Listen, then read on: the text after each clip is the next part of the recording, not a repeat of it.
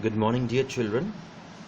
Today we're going to begin with The Merchant of Venice. Act 1, Scene 1.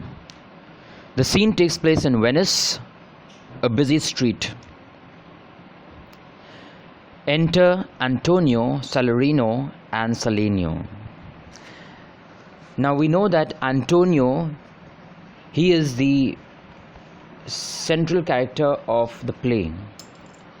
And in the opening scene, he is introduced in a very sad state, a very sad mood. The word used for sadness here is melancholy. So when you write your answers in your examination, you're going to use the word melancholy. Now, so he is introduced in a very sad mood, basically to build suspense and interest in the play, in the eyes of the viewer. And here in the scene, at the opening scene, we are shown that Antonio is quite sad and he's confused. He doesn't know the reason why he is so sad. So his two friends, Salarino and Salenio, they try to figure out the reason for his sadness. So here I will begin. Antonio, in sooth, I know not why I am so sad. It wearies me. You say it wearies you. But how I got it, found it, or came by it, what stuff 'tis made of, whereof it's born, I am to learn. And such a want with sadness makes of me that I have much ado to know myself. Now here Antonio, he brings out his emotions. He tells his friends Salarino and Salenio that he does not know the reason why he was sad. He doesn't know from where it originated. How I caught it, found it. That means the reason how he got that sadness was not known. From where he got it. That means he has no idea about the reason of his sadness. And he says that this sadness makes him more worried. It makes him more sad. Because the sadness is without any reason, and this makes him more sad. So now he wants to know why he is so sad. Because earlier in the scene, so most probably Salarino and Salenio, they might have questioned him as to why he was so sad, and they were quite worried about his sadness.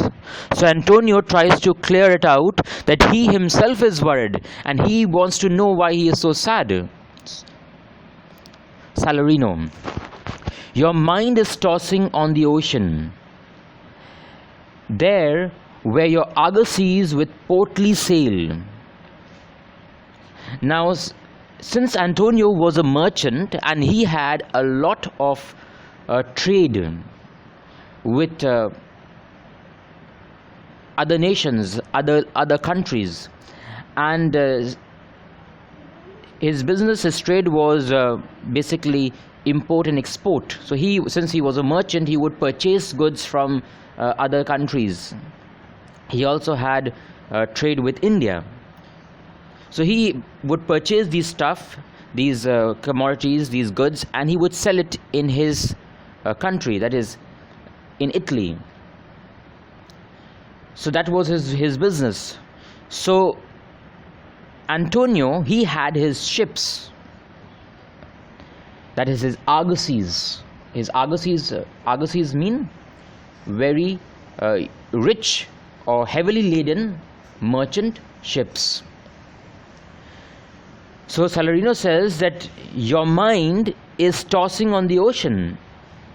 That means you are thinking about your ships which are there in the ocean, which is laden with rich commodities.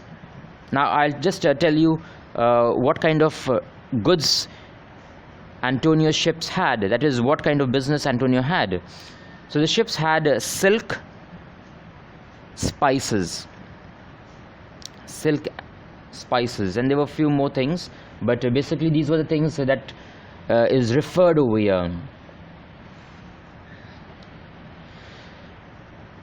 So, like seigneurs and rich burghers on the flood, or as it were the pageants of the sea, do overpeer the petty traffickers, that curtsy to them, do them reverence, as they fly by them with their woven wings.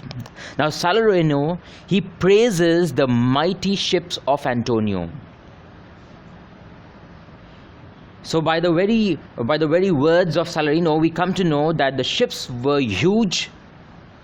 They were heavily laden with rich material, rich commodities, right? That were very costly products, costly goods.